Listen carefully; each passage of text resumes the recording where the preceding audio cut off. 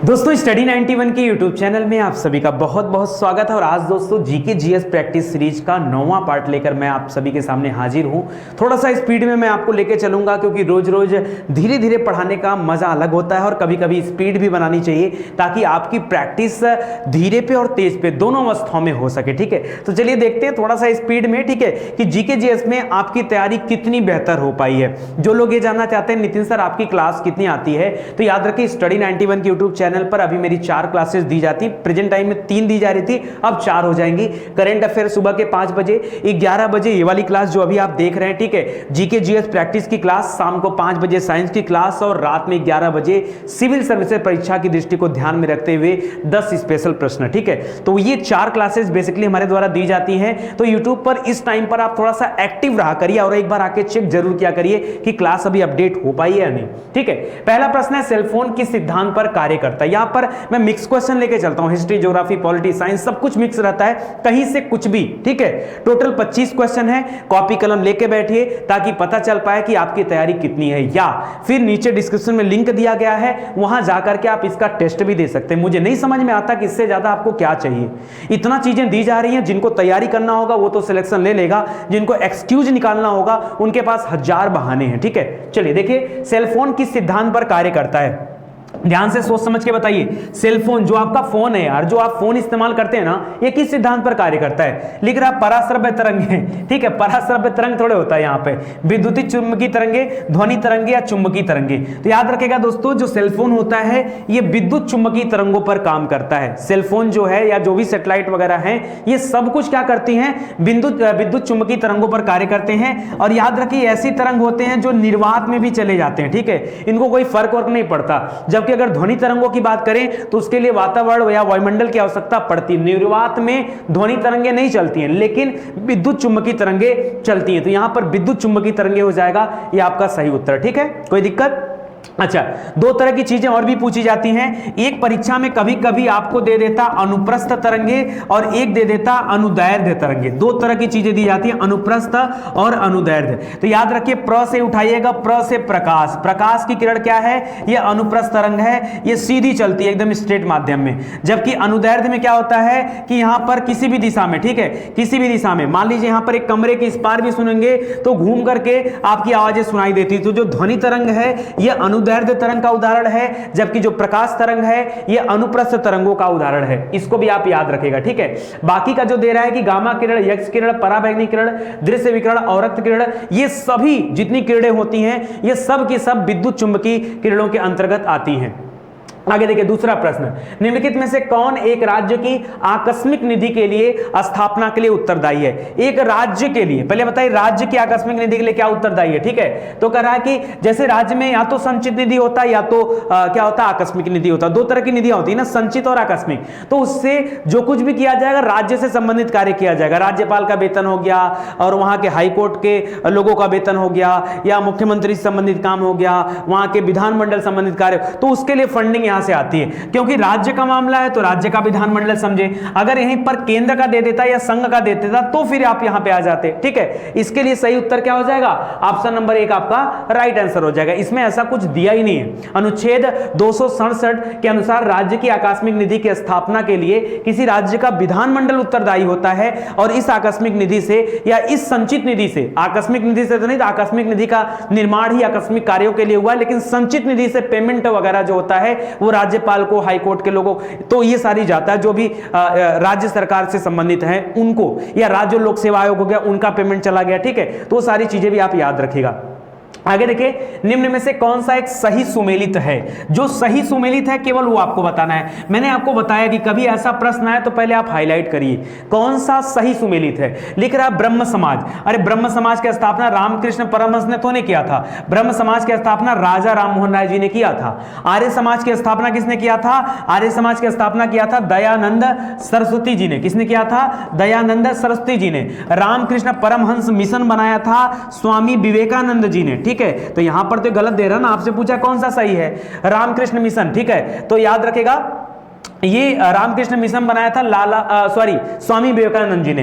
लाला लाजपत राय गलत हो जाएगा दोस्तों, लाला लाजपत राय जी यहाँ नहीं है। थियोसॉफिकल सोसाइटी की स्थापना भारत में किसने किया था? एनी बेसेंट ने किया था, तो ये आपका सत्य हो जाएगा और इसको याद रखेगा, थियोसॉफिकल सोसाइटी। ठीक है, मोस्ट इंपॉर्टेंट है। 1917 में एनी बेसेंट ने भारतीय राष्ट्रीय कांग्रेस अधिवेशन की पहली बार अध्यक्षता किया था, यानी किसी महिला के द्वारा पहली बार अध्यक्षता कब किया गया? तो याद रखें 1917 में किया गया, वही एनी बेसेंट के द्वारा किया गया। ठीक है, तो ये तथ्य भी आप याद रखेगा, इंपॉर्टेंट है। तो यहाँ चौथा वाला ऑप्शन क्या हो जाएगा आपका? राइट हो जाएगा। बाकी मैंने बता ही दिया।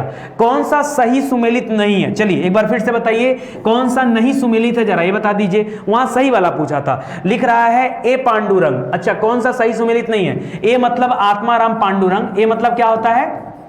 आत्माराम। तो याद रखें दोस्तों, आत्माराम पांडुरंग का संबंध प्रार्थना समाज से है। इसके अलावा यमजी रानाडे का संबंध भी किससे है दोस्तों? उनका संबंध भी प्रार्थना समाज से है। तो ये तो सही है। आपसे पूछा सही कौन सा नहीं है? दयानंद सरस्वती ने आर्य समाज की स्थापना मुंबई में किया, 1875 में किया, ये भी सही है। शुद्धिकरण आंदोलन, वेदों की ओर लौटो, ये सब इनके द्वारा चलाया गया। राजा राम मोहन राय ने आदि ब्रह्म समाज, ये गलत दे दिया। ठीक है, राजा राम मोहन राय ने ब्रह्म समाज की स्थापना किया 1828 में, 1828 में ब्रह्म समाज। आगे चल के केशव चंद्र सेन ने अलग अपना बना लिया। ठीक है, तो एक नवीन ब्रह्म समाज बना। ठीक है, कई भागों में विभाजित हुआ, कुछ लोगों ने आदि ब्रह्म समाज बनाया, लेकिन इनका संबंध किससे है? ये ब्रह्म समाज से संबंधित होती है। ये वाला गलत हो जाएगा। और आपसे पूछा है कौन सा सही सुमेलित नहीं है, तो ऑप्शन नंबर 3 हो जाएगा। बाबकी विवेकानंद जी ने रामकृष्ण मिशन की स्थापना किया था 1896 में, तो ये भी आपका क्या हो जाएगा? राइट आंसर हो जाएगा। ठीक है, तो यहां पर आपका क्या हो जाएगा? ऑप्शन नंबर 3 आपका सही उत्तर हो जाएगा। आगे देखिए दोस्तों, 19वीं शताब्दी के अंतिम 2 दशकों में बहराम जी नहीं होता दोस्तों, नाम इनका है बहराम जी। क्या नाम है? बहराम जी। बहराम जी मालाबारी ने किस लिए संघर्ष किया था? दोस्तों बहराम जी मालाबारी ये एक पारसी व्यक्ति थे, महाराष्ट्र की धरती से बिलोंग करते थे। बहुत महान कार्य इन्होंने किया है। इन्होंने दोस्तों कम आयु की हिंदू लड़कियों के संरक्षण के लिए कार्य किया है। ठीक है, परीक्षा में आता जाता रहता है। विधवाओं के पुनर्विवाह की बात करें तो ईश्वर चंद्र विद्यासागर जी का नाम सुना होगा, ईश्वर चंद्र विद्यासागर। इन्होंने विधवा पुनर्विवाह से संबंधित कार्य किया है। अगर वहीं मैं जो है महिला शिक्षा की बात करूं तो आपने महिला शिक्षा के लिए डीके कर्वे का नाम सुना होगा। ये सब शब्द याद रखिए। ठीक है, डीके कर्वे दोस्तों, यही सब प्रश्न परीक्षा में पूछे जाते हैं, पेड क्वेश्चन है परीक्षा में। ठीक है, तो ये याद रखेगा। उसी तरह से कम आयु की हिंदी लड़कियों का संरक्षण करने के लिए कदम किसने बढ़ाया? महाराम जी बालामारी ने। ठीक है, तो इंपॉर्टेंट है, इसको आप ध्यान रखिएगा। चलिए देखिए, लिख रहा है कम आयु की, लिख रहा 19वीं शताब्दी के अंतिम 2 दशकों में बहराम जी मालाबारी ने कम आयु की हिंदी लड़कियों के संरक्षण के लिए संघर्ष किया। उन्होंने हिंदू कन्याओं के विवाह के न्यूनतम आयु निश्चित करवाने के लिए बंबई के पारसी व्यक्ति बहराम जी मालाबारी ने आगे आए और उसके लिए न्यूनतम आयु निश्चित करने के लिए और बाल विवाह जो चल रहा था उसको रोकने का अथक प्रयास किया। निम्नलिखित मुस्लिम नेताओं में किसने स्वयं को मसीहे माऊद यानी होने वाला मसीहा, अपने आप को खुद ही मसीहा बता दिया? एक मुस्लिम नेता था, उसने मसीहा बता दिया अपने आप को। या फिर भगवान कृष्ण के अवतार होने का दावा किया कि हम ही भगवान कृष्ण के अवतार हैं, हम ही मसीहा है। किसने कहा? कौन ऐसा पागल आ गया था? तो याद रखें दोस्तों, वो ज्यादा दूर नहीं दोस्तों, एक गांव पड़ता है पंजाब के गुरदासपुर में। ठीक है, गुरदासपुर में एक गांव पड़ता है। ठीक है, उसी के पास में उस गांव का नाम है कदियानी गांव। क्या नाम है? कदियान गांव है। तो एक कदियान के रहने वाले थे गुलाम अहमद कदियानी। ठीक है, इन्होंने खुद को मसीहा घोषित कर लिया, खुद को कृष्ण का अवतार बता दिया। बोलो नए प्रश्न है कि नहीं? आप एक बात ध्यान से देखो, मैं आपको पुराने प्रश्नों पर प्रैक्टिस कतई नहीं करा रहा हूं। मैं इस बार जो भी प्रश्न सीरीज लेकर आया हूं, ये एक एक प्रश्न नए हैं, आपको कहीं मिलने वाले नहीं है। ये बैठकर आराम से आप देखिए, एकदम नए नए प्रश्न मिलेंगे, क्योंकि मुझे लगा कि पुराने प्रश्न के बारे में आप वैसे भी जानते हैं, तो नए प्रश्नों पर अगर हम लोग चर्चा करें तो मजा आ जाएगा। दोस्तों यही आपने सुना होगा अहमदिया आंदोलन के बारे में, वो इन्हीं से संबंधित था, अहमदिया आंदोलन। ठीक है, तो इसको याद रखेगा। थियोसॉफिकल सोसाइटी के किस साहसिक कार्य को जनसाधारण की स्वीकृति एवं भरपूर समर्थन प्राप्त हुआ? थियोसॉफिकल सोसाइटी, इसी थियोसॉफिकल सोसाइटी से आगे चल के कौन जुड़ी थी? एनी बेसेंट जी जुड़ी थी। शुरुआत की बात करें दोस्तों तो याद रखिएगा, कर्नल अल्काट का नाम सुना होगा, ब्लाटवास्की का नाम सुना होगा, जिन लोगों ने थियोसॉफिकल सोसाइटी का स्थापना किया। आगे इसका कार्यभार भारत में किसने बढ़ाया? तो एनी बेसेंट ने बढ़ाया। वो तो चीजें सही है, लेकिन भारत में इसने सबसे अच्छा कार्य क्या किया था? लिख रहा है, रहस्यात्मक अनुभूति की वकालत, हिंदू जरुथस्त्र और बौद्ध आदि के प्राचीन ग्रंथों का पुनरुत्थान और सुदृढ़ीकरण करना, मानव में सार्वभौमिक बंधुत्व को बढ़ाना, या भारत के युवकों की शिक्षा के लिए कार्य किया। तो आपको बताना दोस्तों कि थियोसॉफिकल सोसाइटी ने काम क्या किया। थियोसॉफिकल सोसाइटी ने काम किया, भारत के युवकों की शिक्षा के बढ़ाने के लिए इन्होंने काम किया है। तो इसको याद रखेगा दोस्तों, ऑप्शन नंबर 4 क्या हो जाएगा? सही हो जाएगा। ठीक है, तो याद रखेगा, इंपॉर्टेंट है, ये एकदम डिफरेंट है। मुझे पता था ज्यादातर लोगों ने उत्तर चूज किया ऑप्शन नंबर 2, जबकि एकदम गलत है। हिंदू विधाओं को बढ़ाने का कार्य थियोसॉफिकल सोसाइटी ने किया है, लेकिन बाकी के जो यहां धर्म दे रहा है, ठीक है, जरुथस्त्र हो गया, बौद्ध दे रहा है, इनके बारे में कोई चर्चा वहां पर नहीं है। ठीक है, चलिए आगे बढ़ते हैं दोस्तों। समाचार पत्र है और उसके संस्थापक कौन है, ये आपको बताना है। चलो जल्दी से बता दो। ठीक है, जल्दी से बता दो, समाचार पत्र और इसके संस्थापक कौन है? जल्दी में, आज मैं समय देने वाला नहीं हूं, आज मैं थोड़ा सा एक्सप्रेस मोड में हूं, और क्यों हूं ये भी बता दूं, थोड़ा समय की किल्लत है आज। ठीक है, काम करना है, मीटिंग है अभी हमारी, और इस वजह से मैंने सोचा कि अभी नहीं पढ़ाऊंगा, फिर आपकी क्लास आगे पीछे हो जाएगी। तो क्लास समय पर मिल जाए आपको, इसलिए थोड़ा सा मैं स्पीड में यहां पे चल रहा हूं। कोई दिक्कत आपको? कोई दिक्कत नहीं है ना, बस आराम से देखते जाओ। ठीक है, तो लिख रहा है दैनिक आज। आज समाचार पत्र का नाम सुना है ना, वो आज समाचार पत्र दोस्तों ये शिव प्रसाद गुप्ता जी ने शुरू किया था। द लीडर जो समाचार पत्र था उसको मदन मोहन मालवीय जी ने शुरू किया था। अरे वही मदन मोहन मालवीय जिन्होंने बीएचयू की स्थापना कराया है। ठीक है, तो याद रखेगा, Banaras Hindu university. National Herald से कौन संबंधित है? जवाहरलाल नेहरू। और द पाइनियर किसने निकाला है? जॉर्ज एलन ने। तो मिलान कर लीजिए, क्या हो जाएगा? 4 हो जाएगा, 3 हो जाएगा, फिर 2 हो जाएगा, फिर 1 हो जाएगा। ठीक है, 4 3 2 1 यही तो आएगा, तो ये आपका सही उत्तर हो जाएगा। ठीक है, बिल्कुल बिल्कुल घबराइए मत, सब सही चल रहा है। कपास के रेशे प्राप्त होते हैं। कपास को सफेद सोना भी कहा जाता है, रुई बनती है इससे। ठीक है, और कपड़े भी बनते हैं। तो याद रखें, कपास के रेशे किससे पाए जाते हैं? कपास के रेशे बीज से मिलते हैं। किससे मिलते हैं दोस्तों? बीज से मिलते हैं। इसके जो होते हैं फूल होते हैं, उसमें जो बीज निकलता है उससे कपास के रेशे प्राप्त किए जाते हैं। कपास में रेशा और बिनौला को अलग अलग करने की क्रिया को ओटाई कहा जाता है, ओटाई करना। ठीक है, चलिए फिर से एक बार मिलान करिए। ज्योग्राफी का अच्छा क्वेश्चन है, इंडियन ज्योग्राफी का क्वेश्चन है, एकदम बच्चों वाला क्वेश्चन है यार।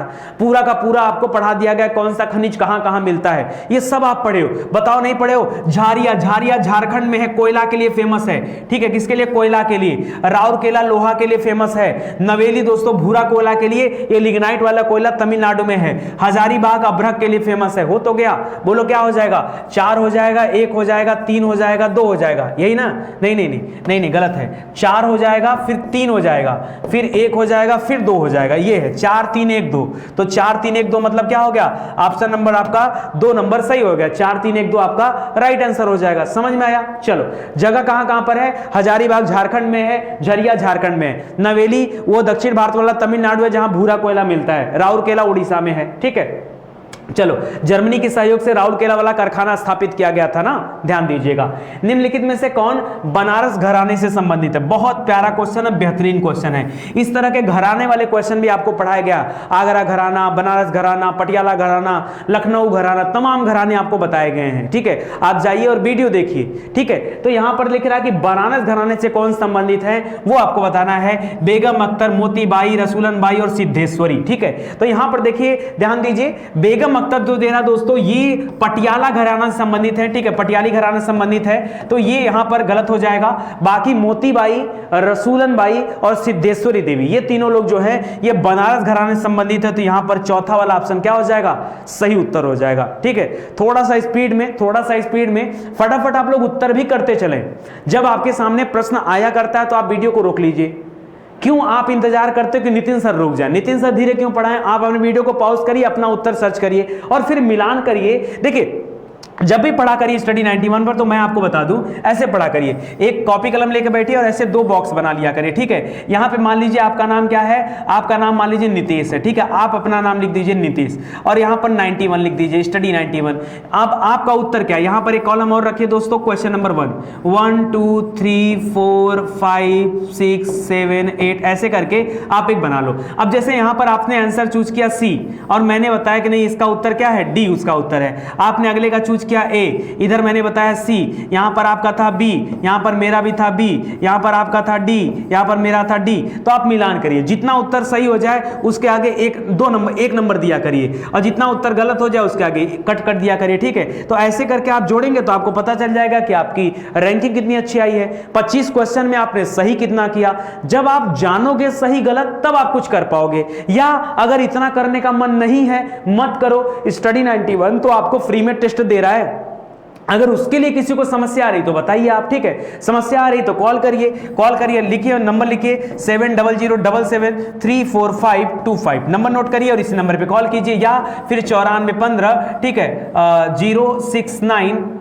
0699191, ठीक है, ये नंबर भी हमारा है। तो दोनों में से किसी भी हेल्पलाइन नंबर पर आप कॉल कर सकते हैं और पूछताछ कर सकते हैं कि सर कैसे हम टेस्ट दें, मुझे नहीं समझ में आ रहा, आप बताओ, तो बताएंगे लोग आपको, ठीक है। उसके लिए हेल्पलाइन नंबर, ये लोग आपकी मदद करेंगे। लेकिन कॉल कब से कब करेंगे तो याद रखें, सुबह के 10 बजे से लेकर शाम को 7 बजे तक ही फोन करिएगा, इसके बाद मत करिएगा वरना लोग परेशान हो जाएंगे। पहली बात तो फोन लगेगा नहीं आपका, ठीक है, इसको याद रखिएगा।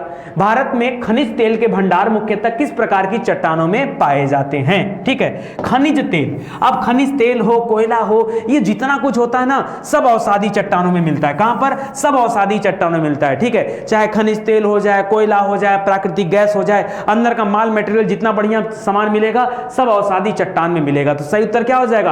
अवसादी चट्टान। बोलो पढ़ाया गया कि नहीं? पढ़ाया गया। वर्ल्ड ज्योग्राफी जाकर देखिए, वहां पर मैं सैल वाला चैप्टर पढ़ा चुका हूं, बोलना मत, ठीक है। तो याद रखेगा। आग्नेय चट्टान लिख रहा है, मार दो गोली, निकालो पिस्टल, तुरंत गोली मार दो, गलत है, ठीक है। क्या हो जाएगा यहां पर? यहां हो जाएगा अवसादी चट्टान या फिर परतदार चट्टान। याद रखिए अवसादी चट्टानों में कोयला, स्लेट, संगमरमर, नमक, पेट्रोलियम में सब पाए जाते हैं। स्पेशली संगमरमर दोस्तों कैंसरी चट्टानों में भी पाए जाते हैं। आग्नेय में ग्रेनाइट, बेसाल्ट और मैग्नेटाइट वगैरह पाया जाता है, ठीक है। चलिए आगे बढ़ते हैं दोस्तों।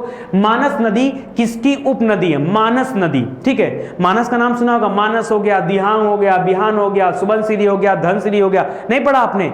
ये लोहित नदी हो गई जिसको खूनी नदी कहते हैं, पढ़ा ना? ये सभी ब्रह्मपुत्र की सहायक नदियां, किसकी? ब्रह्मपुत्र की सहायक नदियां, ब्रह्मपुत्र की सहायक नदियां, जिसको याद रखेगा, इंपॉर्टेंट है। बाकी गोदावरी जो कि त्र्यंबकेश्वर ज्योतिर्लिंग जिसके किनारे त्र्यंबक की पहाड़ी से निकलती है, गोदावरी नदी जिसको बूढ़ी गंगा भी कहते हैं, ठीक है, या बड़ी गंगा भी कहते हैं, उसकी सहायक नदी में प्राणहिता नदी, पेन गंगा, वेन गंगा, इंद्रावती, पूर्णा, ये सभी इसकी सहायक नदियां। महानदी जिसको उड़ीसा का शोक कहा जाता है, इसकी सहायक नदियां शिवनाथ, हस्सेव, मंड और ईब नदी। ईब नदी याद रखेगा, बहुत पूछा जाता है, ये महानदी की सहायक नदी है।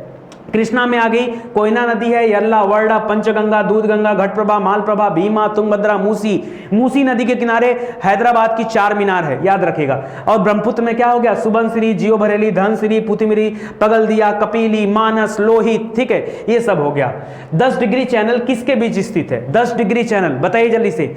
10 डिग्री चैनल, अब ये तो पता है कि अंडमान को निकोबार से कलता है, लेकिन सब अंडमान वाले ऑप्शन है और निकोबार वाले ऑप्शन। अब क्या करेंगे? तो याद रखें दोस्तों, यहां पर सही उत्तर हो जाएगा छोटा अंडमान और कार निकोबार। क्या लिखेंगे? छोटा अंडमान और कार निकोबार के बीच में ये 10 डिग्री चैनल बना हुआ है, ठीक है। तो ये इंपॉर्टेंट, इसको आप ध्यान दीजिएगा। कंफ्यूजन तब हो जाता है जब एक जैसे ऑप्शन मिल जाते हैं। यहां छोटा निकोबार दे रहा है दोस्तों, गलत है। निकोबार छोटा नहीं, निकोबार छोटा नहीं, छोटा अंडमान होता है और कार निकोबार होता है। यहां बड़ा अंडमान दे रहा है, यहां छोटा अंडमान और कार निकोबार याद रखेगा, ये आपका राइट आंसर हो जाएगा।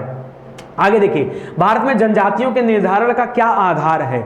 भारत में जनजातियों के निर्धारण का आधार क्या है, ये आपको बताना है। तो देखिए यहां पर ऑप्शन क्या दे रहा है? सांस्कृतिक विशेषीकरण और विभिन्न आवास, इसको देख करके जनजातियों का निर्धारण किया जाता है, या भाषा और बोली के आधार पर, या सामाजिक रीति रिवाज की विभिन्नताओं के आधार पर, या आर्थिक स्तर के आधार पर। तो याद रखिए दोस्तों, भारत में जनजातियों का जो निर्धारण किया जाता है वो सांस्कृतिक विशेषता को देख करके किया जाता है। उनके विभिन्न आवास, उनके पहनावा, उनके खान पान, रहन सहन, जीवन स्तर, इन सभी तथ्यों को देख करके किया जाता है। तो इस प्रकार से अगर उत्तर देखा जाए तो यहां पर पहला वाला उत्तर क्या हो जाएगा? आपका सही उत्तर हो जाएगा, ठीक है। आगे देखते हैं, चलिए सूची 1 को सूची 2 से सुमेलित कीजिए। आपको बताना है पर्वत और बताना है कौन कैसा पर्वत है, ठीक है। अवशिष्ट पर्वत, तो याद रखें दोस्तों, अवशिष्ट पर्वत, अरावली पर्वत क्या है? ये अवशिष्ट पर्वत का उदाहरण है ना। चलिए देखिए यहां पर फिलहाल क्या दे रहा है? मौना लोआ।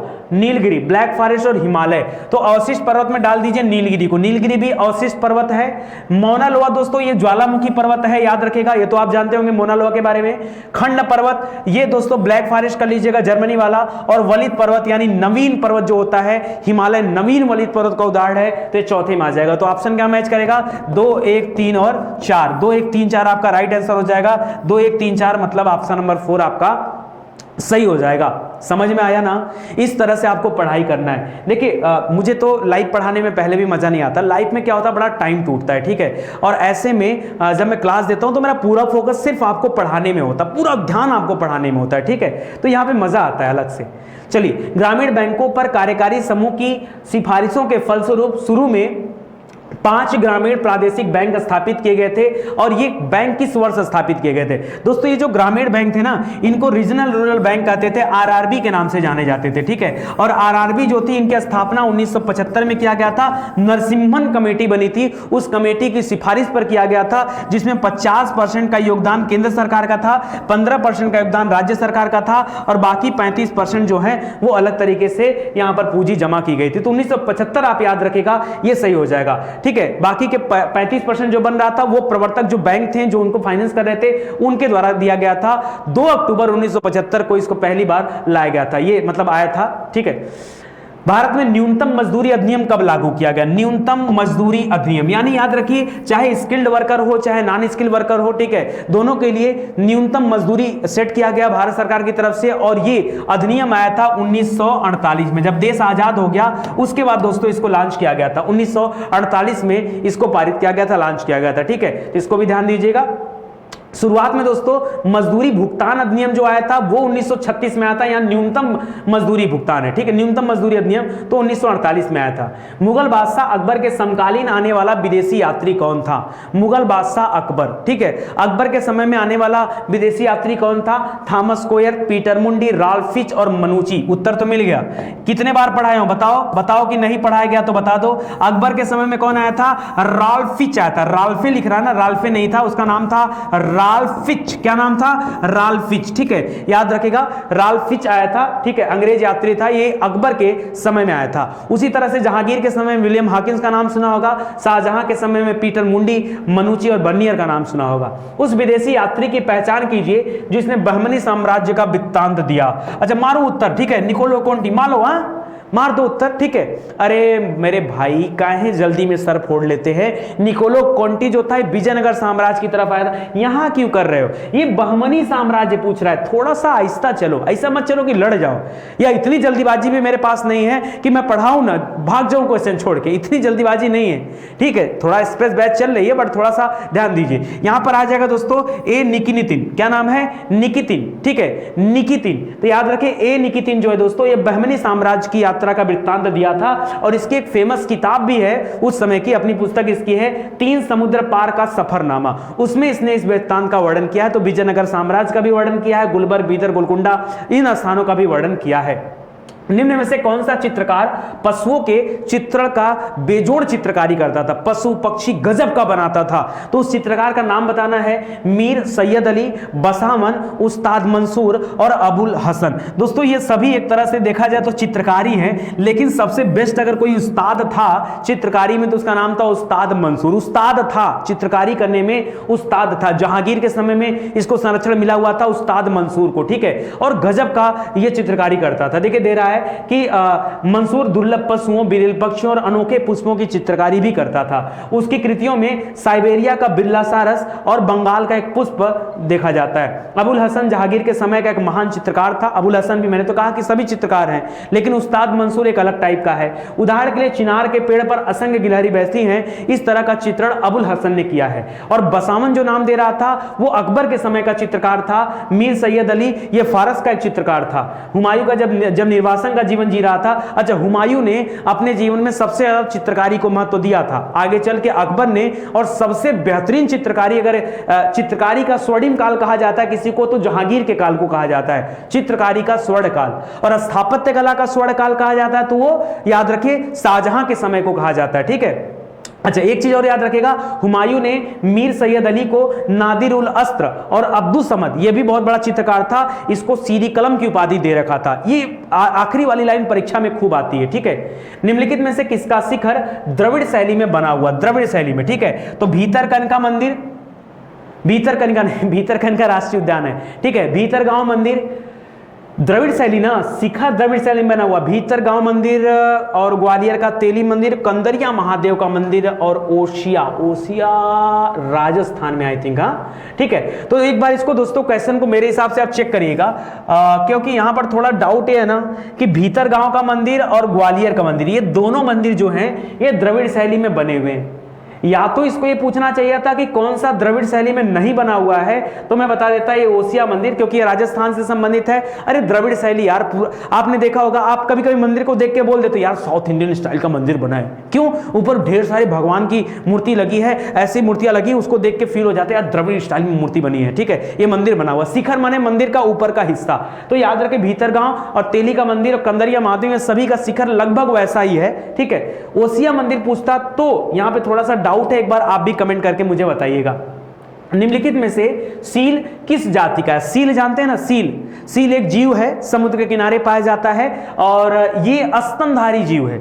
व्हेल हो गया, सील हो गया, सब क्या होते हैं? स्तनधारी होते हैं। सरीसृप मत करिएगा, सरीसृप में सांप वगैरह आ जाएगा, पक्षी भी नहीं, मछली में भी नहीं है, ठीक है। ये स्तनधारी जीवों के प्रजाति में आता है, जिसको याद रखेगा। अगर स्तनधारी वर्ग में वे जंतु आते हैं जिनके दुग्ध द्वारा शिशु पोषण प्राप्त होते हैं, उनके बच्चे होते हैं, सीधे सीधे स्तनधारियों के बच्चे होते हैं, नहीं तो बाकी के जीव जो होते हैं वो अंडे देते हैं, बच्चे देने वाले स्तनधारी में आते हैं। यह मुख्यतः स्थलीय होते हैं तथा कुछ जलीय और वायवीय भी होते हैं। स्तनधारी वर्ग में 3 उपवर्ग होता है, प्रोटोथीरिया, मेटाथीरिया और यूथीरिया, ठीक है। तो सील जो है दोस्तों ये यूथीरिया उपवर्ग का जंतु है, तो ठीक है, इसको याद रखिएगा। निम्नलिखित में से कौन सा सही सुमेलित नहीं है? जो नहीं है पहले आप नहीं को हाईलाइट कर लीजिए कि कौन सा सही सुमेलित नहीं है। लिख रहा है ईस्ट, ईस्ट में आपने किड़वन के बारे में सुना होगा, ये तो सही दे रहा है। केसिन दोस्तों ये दूध के अंदर पाई जाने वाली एक प्रोटीन होती है, ये भी सही है। एलोवेरा, एलोवेरा का पौधा आपने देखा होगा, ये आवृत्तबीजी पौधा होता है। और घटपर्डी ये परजीवी आवृत्तबीजी नहीं है दोस्तों, याद रखें। घटपर्डी क्या होता है? आपने घटपर्डी पौधे का नाम सुना होगा। ये क्या करता है? ये मांसाहारी पौधा होता है। क्या होता है? मांसाहारी, मतलब सीधे सीधे मांसाहारी मत बोलिए, इसके लिए बोलिए कीटभक्षी पौधा। ये कैसा पौधा है? ये कीटभक्षी पौधा होता है, क्योंकि ये कीट पतंगों को फंसा करके खा जाता है। इसको जरूरत पड़ती नाइट्रोजन की, नाइट्रोजन डायरेक्ट ले नहीं पाता, इस वजह से कीटों का भक्षण करता है। इस तरह के पौधे असम में, श्रीलंका वगैरह में, या जहां कहीं पर सदाबहार वन होते हैं वहां पर पाए जाते हैं। घटपर्डी पौधा, ठीक है। मनुष्य किस आवृत्ति की ध्वनि तरंग को सुन सकता है? मनुष्य, तो दोस्तों अगर हमारी बात करेंगे तो हम लोग 20 हर्ट्ज से लेकर के 20,000 हर्ट्ज तक की ध्वनियों को सुन सकते हैं, लेकिन इसके नीचे का होगा तो भी नहीं सुन पाएंगे और इसके ऊपर का होगा तो भी नहीं सुन पाएंगे। तो इस प्रकार से अगर देखा जाए तो यहां पर ऑप्शन नंबर 1 क्या हो जाएगा? आपका राइट आंसर हो जाएगा। एकदम आसान से बच्चों वाला क्वेश्चन है, ठीक है। तो आज के लिए दोस्तों बस इतना ही। उम्मीद करता हूं मजा आया होगा। टाइमिंग का थोड़ा सा ध्यान रखेंगे। अभी तक मैं आपको कभी टाइम टेबल नहीं दिया था, इस वजह से आपको दिक्कत होती थी। अब मुझे नहीं लगता कि आपको दिक्कत होगी। आप अगर प्रैक्टिस सेट की सीरीज ज्वाइन करके रखेंगे ना तो आपकी तैयारी बेजोड़ और बेहतर होगी, क्योंकि सब कुछ पढ़ने के बाद आप भूल जाते हो और जब प्रैक्टिस करते हो तो आपके सामने एकदम मतलब ओपन होता है कि यार क्या मुझे आ रहा है और क्या मुझे नहीं आ रहा है, एकदम कॉन्सेप्ट क्लियर होता है। इसलिए मैं 2 प्रैक्टिस सेट बना के रखा हूं। करंट अफेयर भी आपका लेवल पे तैयार होता जाए, जीके जीएस के क्वेश्चन भी तैयार होते जाए, साइंस के क्वेश्चन भी तैयार होते जाए, और जो रात वाली सीरीज है ना यहां पे थोड़ा सा कठिन जो ऊट पटांग हरकत वाले क्वेश्चन आते हैं, कथन कारक, फिल इन द ब्लैंक्स, मिलान करो, कूट वाले, ठीक है। तो इस तरह के ऊट पटांग वाले क्वेश्चन की चर्चा हम यहां पर रात को 11 बजे करते हैं, ठीक है। तो इसके लिए दोस्तों अलर्ट रहिए, आते रहिए और चैनल पे देखते रहा करिए। अगर कभी वीडियो आपके भूल भी जाएं तो आप अगले दिन देख लीजिए, या फिर आप एप्लीकेशन के थ्रू जुड़ जाओ, वहां पर भी बराबर अपडेट आपको मिलता रहता है कि कौन सी क्लास कब दी जा रही है। तो आज के लिए दोस्तों बस इतना ही, मिलते हैं अगले लेक्चर में, तब तक के लिए धन्यवाद। जय हिंद, जय Bharat, thank you so much.